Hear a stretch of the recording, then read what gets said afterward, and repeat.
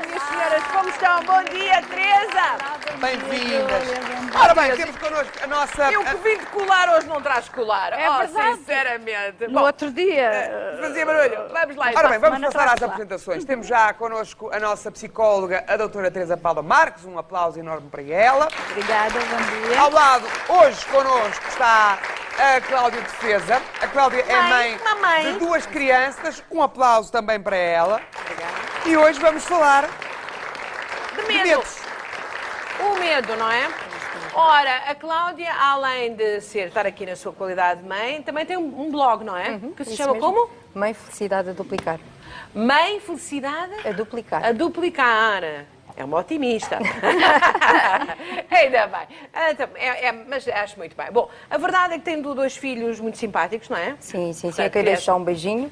Já agora, não é? Portanto, noites serenas, não é? Noites tranquilas. Mais ou menos. Mais ou sim. menos. mais Mas ou agora há uns tempos para cá isto mudou. Menos. Sim, na verdade, eu tenho dois filhos, o Tomás de 5 anos e a Carminho de 2. E o que acontece agora nesta fase, e de acordo aqui com o tema do programa, o Tomás, no fundo, sempre foi uma criança que dormiu bem, talvez a partir dos seus 12, 15 meses, e com uma rotina para dormir, no fundo, perfeitamente instituída, que não invalida que agora às vezes acorde à meia da noite por causa dos fantasmas. Conte-me lá isso. No fundo, a imaginação infantil é muito fértil, não é? E basta às vezes uma pequena conversa, um desenho animado, um filme, para criar e que este medo se torne no fundo real. No caso do Tomás, foi uma conversinha com um amiguinho que disse que em todas as casas havia fantasmas e depois isto tem que ser desmontado com alguma tranquilidade. E é o que nós temos feito, no fundo em casa. As noites não se tornaram terríveis, porque na verdade elas já não eram boas, porque a minha filha dorme um bocadinho mal. Mas agora as motivações da perturbação são outras, exatamente, e no fundo tivemos que arranjar novas estratégias, porque aquela rotina estava perfeitamente instituída e ele dormia lindamente. Agora, por vezes, acorda. E tenta ir para a cama dos pais. Tenta, umas vezes acorda e chama, e eu digo, Tomás, podes dormir, está tudo bem. E ele fica calmamente a dormir. Outras vezes levanta-se e vem ter comigo calmamente à cama. O que é que eu faço nessa altura? Pergunto, Tomás, o que é que se passa? Ele, quer-me mudar para aqui.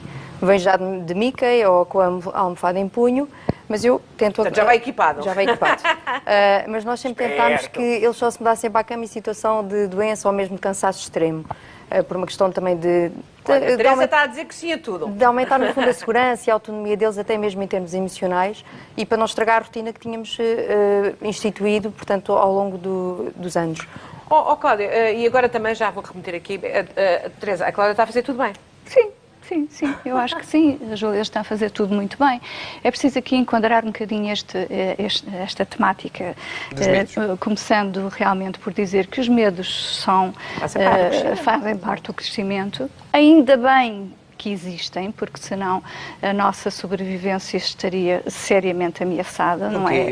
É o medo que nos faz ter precauções, não é? Sim, mas este medo Quando imaginado...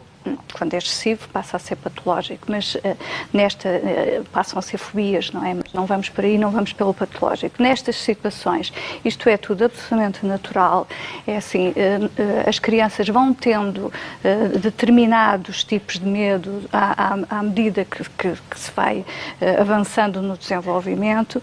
Os primeiros medos têm a ver com a separação da mãe, portanto, por volta dos 7 meses nós temos a angústia de separação, a angústia do estranho, não é? Portanto, começamos a estranhar as pessoas que não nos são tão familiares. Daí, Os bebés sentem isso? Os bebés sentem isso a partir do 7º mês. Portanto, daí que... se recusarem para o colo e para o exatamente, colo. e é uma questão de proteção, de facto. Depois isso vai passando, mas depois vamos adquirindo outros medos, os medos realmente dos fantasmas, dos monstros, das máscaras, o problema às vezes do carnaval, quando aparecem pessoas mascaradas e que as crianças confundem realmente a realidade com a fantasia e acham que aquilo é um monstro, não é? E vamos avançando. O escuro é muito típico, o medo do escuro, que está associado ao medo de dormir sozinho, não é? E, portanto, vamos... O que é que morará no escuro? O que é que morará no escuro? Mas sabe, João Paulo, o que acontece às vezes é que as pessoas, relativamente ao escuro, como é muito frequente, era importante realmente realmente abordarmos aqui mais aprofundadamente. É preciso ter em atenção que há pessoas que põem os casacos, por exemplo, pendurados atrás das portas e quando se fecha a luz fazem uma sombra, não é? Que parece, de facto, uma pessoa. Para os adultos, aquilo é o casaco, mas para as crianças aquilo passa a ser uma pessoa, não é? Os peluches grandes, às vezes, também ganham vida. Depois, também há estas conversas na escola, não é? Relativamente aos monstros. E aos fantasmas. E aos fantasmas. E há um mito urbano, não sei se vocês já ouviram falar, que é o da Maria Sangrenta, que todos os anos aparece, que é fantástico. Ai, nunca ouvi falar nunca ouviu? Quem? A Maria Sangrenta nunca ouviu. Não. Todos os O anos... homem do saco ainda conhecia, o bicho-papão. Não, agora a Maria Fala-me da Sangrenta. Bloody Mary. Exatamente. O que é A isso da Maria Sangrenta é uma personagem que obviamente é um mito urbano, que é eventualmente é uma menina que terá morrido e que aparece no espelho. Ou seja, quando as crianças olham para o espelho, enfim, e então elas assustam-se. Até eu já estou assustada. Claro. Claro, isso é assustador no programa. E então, Não, desliguem. um está no colégio, o outro está em casa da avó, mas não vai... Mas já tinha ouvido falar disto. da Maria Maria Sangrenta, Sangrenta, não. não. Pronto, todos os anos me aparece alguns miúdos no consultório por causa da Maria Sangrenta, porque há sempre há uns meninos mais para a frente na faixa etária, portanto mais velhinhos, que assustam, que dizem, ai, olha que tu à noite não passas à frente de nenhum espelho, porque senão aparece-te a Maria Sangrenta. Não, pronto, então passam a conhecer a personagem da Maria Sangrenta e para além do Chucky, o boneco assassino, que também eles depois dizem que podem estar dentro do armário, portanto eles assustam-se uns aos outros. E então há sempre uns mais espertalhões, mais velhos, que já conseguiram de alguma maneira ultrapassar estas fases e que decidem assustar os outros. Para além disso, é importante termos em atenção a educação que se dá às crianças, que alguns pais também educam muito através do medo. Ora, justamente para aí que eu queria ir. Agora vou aqui só lembrar que esta conversa é alargada aí para casa, portanto, se está com este tipo de problemas, ou enfim, ou outros, pode sempre marcar o 21, ponham-me lá o número de telefone, que eu não tenho a cabeça do Jota, 21-424-5661, 21-424-5661. Eu estou-me a lembrar, na minha infância, já não usei, no que os meus filhos já não se usava, mas na minha infância lembro perfeitamente que para me meterem na ordem, não é? Falava-se, ou comes a sopa, ou no meu caso era as favas com chouriço, que eu não gostava, ou comes as favas com chouriço, ou vem o homem do saco, ou então, o que é que tu pensas? Vai ficar o quarto às escuras, sim senhora, e com a porta só um bocadinho aberta, porque não há nenhum bicho-papão. Para mim o bicho-papão era um bicho muito papão. Claro. Porque ele ia papar, não é? Claro. E usava-se muito, portanto, havia muito esta espécie de... Era a pedagogia da época, imagina, os meus pais e os pais da época, com certeza que não faziam por mal, foi assim que também foram ensinados, de criar uma espécie de uma ameaça para nos coagir a ter um determinado tipo de comportamento. Ou veio a polícia, o que também veio a polícia, grave, que era uma coisa horrível,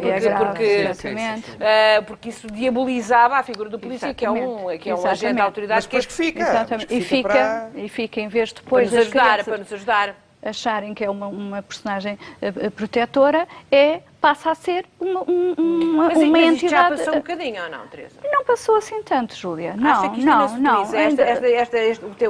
Passa de geração em geração. Embora, desculpe, Cláudia, eu acho que já não está tão enraizada, mas ainda existem pessoas que... E olha, vem o cigano, a questão depois também da xenofobia, vem a questão dos cães, por exemplo, vem o cão e leva-te morto, ou leva-te na boca, ou qualquer coisa. Pronto. E depois criam-se aqui medos de facto, que não fazem sentido. Que as crianças percebam que são uma espécie de uma fantasia. A verdade se percebe muito mais tarde. O que é que a Cláudia ia dizer? Diga. Olha, eu ia dizer que eu acho que depende um pouco das estratégias. No fundo, por exemplo, em relação ao Tomás, o que nós tentamos fazer é, de dia, quando ele está perfeitamente acordado e bem disposto, falamos do que é que se passou durante a noite, porque é que ele se mudou, porque é que não, os fantasmas não existem, a analogia com o Pinóquio, que ele sabe que só cresce o nariz nas histórias e nos contos, não é? Não cresce na vida real. E depois ele dorme sempre com um boneco que eu acho que para ele é tranquilizador e securizante, sem sombra de dúvidas. O dormir com a porta entreaberta dá-lhe alguma proximidade. Uma luzinha de presença também. Olha, já tentou? Por acaso, eu acho que isto é como tudo, não é? Não pode ser by the book e é o que é mais importante para aquela dinâmica familiar. Nós não utilizamos, precisamente pela questão das sombras, mas acredito que para algumas crianças também possa fazer sentido. Mas sabe que existe agora, desculpa interrompê-la, existe, eu acho muito engraçado esse aparelho que existe, que pronto, é com umas luzes de presença, mas que projeta no teto. E vai projetando imagens de coelhinhos, não sei, estrelas, e com uma música muito suave que também favorece o tranquilizar. Exatamente. Nós, na verdade, não utilizamos. Mas isso também funciona para aí até aos 5, 6. Sim, a partir Júlia, da ida dos... Eu tive medos, eu tive medos até tarde. Acho que até aos 9, 8 anos eu também pensava em fantasmas. Então quando se começava a ver determinado, porque depois a determinada altura, e quando eu era miúda então, a vigilância em relação aos conteúdos televisivos era inexistente, havia uma televisão e nós víamos praticamente tudo, não é? Às vezes, mesmo nessa altura, os desenhos animados e mesmo os contos infantis tradicionais são de uma enorme violência. São de uma enorme violência. Bom, vamos aqui, preciso ter cuidado com isso das histórias que se contam às crianças à noite.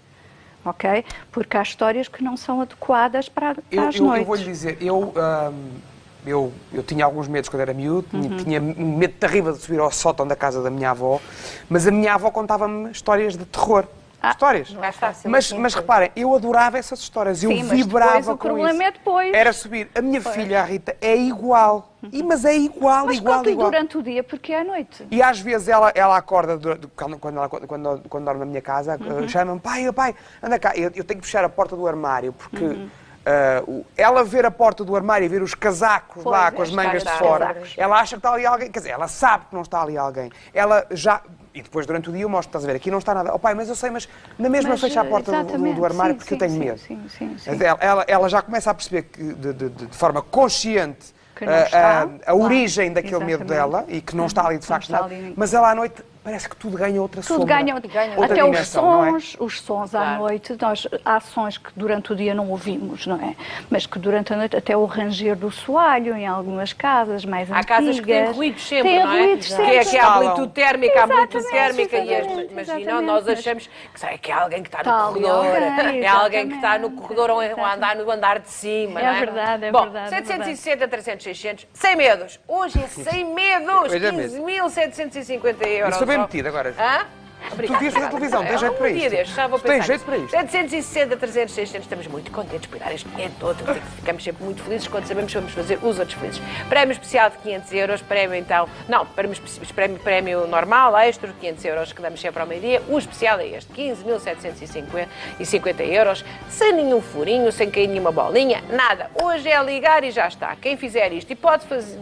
Não fique preocupado se vai ligar e depois de estar noutro sítio qualquer e nós não ligamos de volta. Ligamos. Hoje praticamente toda a gente liga do telemóvel, serão poucas as pessoas que utilizam o telefone fixo, portanto, ligue mesmo, depois vá para uma consulta médica, que vai ao supermercado, que vai buscar qualquer coisa, que vai à praia, que já está de férias, que tem uma ocupação qualquer já marcada para esta manhã. Mesmo assim, nós ligamos de volta. Não falhamos. Ligamos de volta e hoje ligar-lhe de volta significa que lhe vamos dar 15.750 euros. Hoje este prémio é garantido, já está tudo furado, já não vai furar mais nada. O jackpot hoje tem de sair mesmo, assim manda o regulamento. Por isso, vamos dar os 15.000 que teríamos ali, aliás, os 14.750 que teríamos de jackpot e os 1.000 que daríamos hoje. Por isso, hoje vamos dar tudo o que temos ali para dar. 15.750 euros. Meta isto na cabeça. Imagine isto. Se você ligar hoje o 760, 300, 600 e for a pessoa selecionada no final do programa, vai ganhar automaticamente 15.750 euros. Alguém vai levar este prémio para casa. Se é você, só tem de fazer por isso, ligando o 760, 300, 600. Já temos uma chamada. Já temos ao telefone a Maria Meira. Ela que mora na Trafaria e vai partilhar connosco o medo. É uma avó. É uma avó. Olá, Maria, bom dia. Bom dia a todos. E então, conte-nos lá, quem é que tem aí com medo em casa? Ela não tem medo. Eu é que tenho medo por ela. Então. Porque assim, ela é uma menina muito calma, muito tranquila. pai dela é brasileiro. Não vivem juntos, mas ele é muito presente. Ainda agora foi com ela à praia. E é uma pessoa, o pai, por si próprio, é uma pessoa muito calma, muito tranquila. E a Gabriela saiu exatamente ao pai. É uma criança que não dá problema nenhum. Entretanto, ele gosta muito de ver filmes com ela, mas já não é de agora, já quando ela era mais pequena. Daqueles filmes que se passam na floresta e depois que os homens se transformam em lobos. Em lobisomens. São filmes assim um bocadinho de terror, é isso? Isso. E Ela tem que idade, a Gabriela? Ela vai fazer 10 anos em setembro. Certo, diga. E ontem foram à praia, depois já almoçaram os dois, e quando eu fui à sala vi que estavam a ver um filme, parecia-me de zumbis. E eu disse-lhe assim, mas isso não é muito violento para ela? Disse, tu não tens medo disso? Tu estás a mostrar isso à garota? Ele nem sequer responde. Disse, isso não faz mal nenhum. E ela disse, eu não tenho medo. Isso não faz mal nenhum. E ela não mostra medo. Eu é que fico preocupada. Porque acha que é cedo demais para ela ser exposta a essas imagens, é isso? Sim, porque talvez o mal seja meu. Porque assim, eu tudo quanto é violências, não vejo. Maria, mas diga-me lá uma coisa. Mas vamos lá esquecer essa ideia que nós todos temos, que as crianças, quando veem essas coisas, automaticamente vão ter medos e não vão dormir à noite. Ela mostra algum sinal de não dormir bem, de pesadelos, de ter medo? Não, pai, não? Não. Então? Deixa-me aqui. Dorme bem. Encara aquilo como uma coisa que não é real. Pronto, é isso. Então está tudo bem. Teresa, está tudo bem, não é? Vamos ouvir aqui a nossa Maria, psicóloga. bom dia. De facto, é assim, nós é que temos essa ideia, não é? ideia à partida de que a criança depois vai... Porque a maior parte... Verbaliza depois. Verbaliza depois. Mas, de facto, Se não se a verbaliza. sua neta não verbaliza, se já consegue, de alguma maneira, distinguir a realidade da fantasia, e já percebeu que aquilo é uma fantasia, e uma fantasia que, pelos vistos, ela gosta... Desculpa, porque o pai, ao mesmo tempo que vão vendo os filmes, vai conversando com ela. Pronto, então é isso, Maria. Então é isso. Não se Olha, preocupe excelente. com isso, porque, de facto, ele está a Ora, aí cumprir temos muito uma bem. menina preparada, Exatamente. preparada. Eu ontem fiquei tão aborrecida de eles estarem a ver aquilo, até saí e fui tomar um café, porque, pronto, ele não me obedeceu, eu disse, não vejam isso, porque se calhar era um homem todo com a cara branca. Maria, conselho, quero um conselho, acho que devia sentar-se ao pé deles e ver E também. ver também.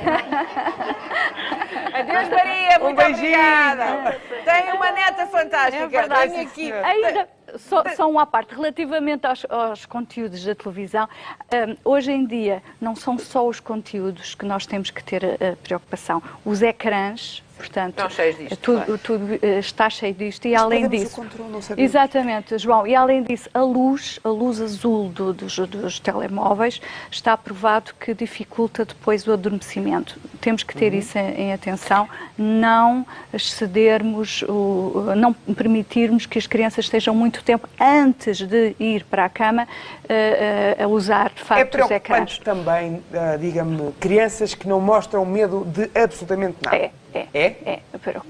O medo é um fator de proteção. Se nós não tivermos medo, se uma criança não tiver medo perante, imagine, um leão, não é? Não tem noção do Não tem real. noção. Está aqui Temos uma que lhe senhora- explicar que há coisas que de facto são perigosas, não é? Há aqui uma senhora que diz que conta que uma dos seus problemas da infância, que é a Xana Magalhães, olá Xana, ela imaginava o bicho-papão, como um termoço gigante. Eu Essa imaginava nunca metade tinha de um pão. ouvido.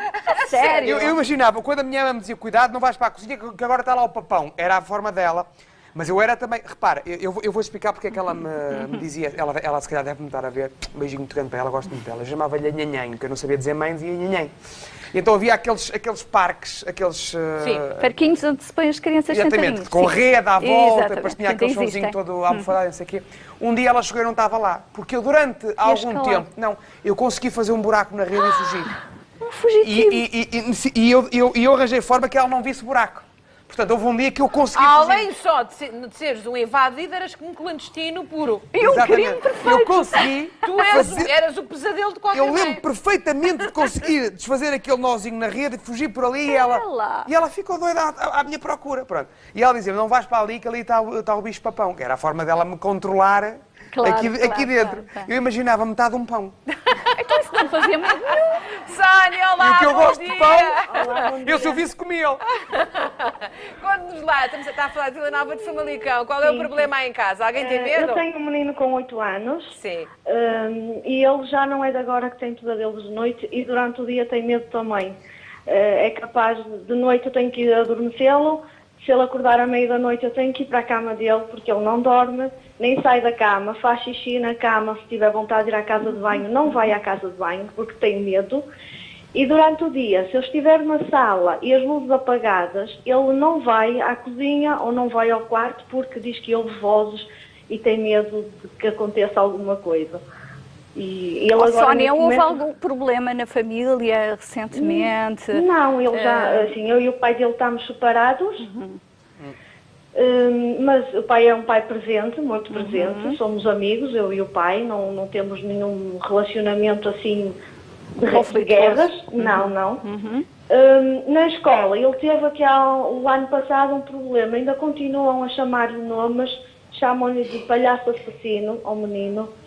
E ele agora ultimamente vai para a psicóloga aqui em Vila Nova de Famalicão para um tratamento também. Mas isso então quer dizer que há uma espécie de bullying, houve aí uma espécie de... Sim, mas também teve a diretora da escola, também lhe disse a ele que se ele se comportasse mal, que o punha num colégio interno, que o tirava da mãe. Há todos esses minha fatores. senhora, então há aí uma série de exatamente. fatores, portanto, ele era rebelde na escola, era isso? Era É um bocadinho, ele é um bocadinho rebelde. Cá está, então para o conseguirem conter, contam-lhe umas histórias e ele agora assimilou as histórias mesmo, é isso? Exatamente. Sim, ele tem mesmo medo. Não, Exatamente. para já acho muito bem que vá à psicóloga Acho. para desmontar. Sim, já está acompanhado. Pois, porque vai desmontar esse processo, vai fazer o processo para trás. Exatamente, não é, João, doutora é isso. De facto, Não a parece questão... muito adequado é que uma diretora diga isto. Nada adequado. Nada adequado. nada. Pronto, os amigos, os colegas já sabem que às vezes há Há uma uma certa certa crueldade sim. entre as crianças. Realmente os pesadelos são situações comuns durante a infância. Eu não sei se será um pesadelo, se será um terror noturno. A diferença entre o pesadelo e o terror noturno é que o terror noturno é mais na primeira metade da noite e o pesadelo mais para o final da noite. Portanto, o terror noturno é algo muito real. Do ciclo do Pronto, sono, exatamente. do ponto do sono. Tem a ver muito com a maturidade neurológica, ainda não haver a capacidade neurológica de a criança ultrapassar o ciclo de sono completo. Portanto, no terror noturno, nós vamos ao pé da pessoa que está com o terror e ela pode estar de olhos abertos e integra-nos no sono, ou seja, pode empurrar porque vê-nos como um agressor no sono.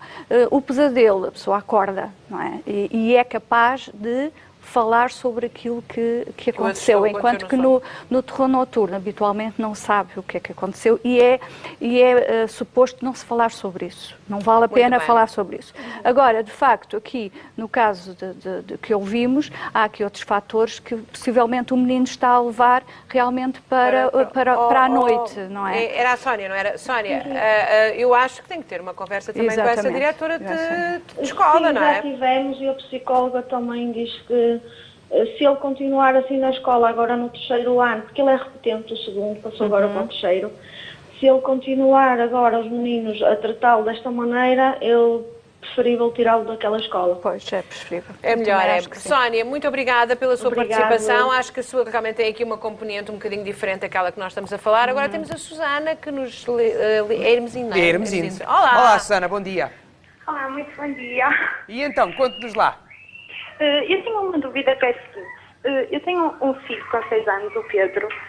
Ele é uma criança extremamente ativa, mas quando chega à noite, mesmo de porta aberta, mesmo eu ir adormecê-lo à cama, mesmo com luz de presença, ele não consegue dormir uma noite seguida, além de ter várias crises de pesadelos porque acorda a gritar.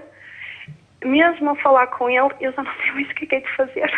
Mas ele explica-lhe porque é que tem medo, porque é que não consegue dormir, com o que é que sonha, ele explica-lhe?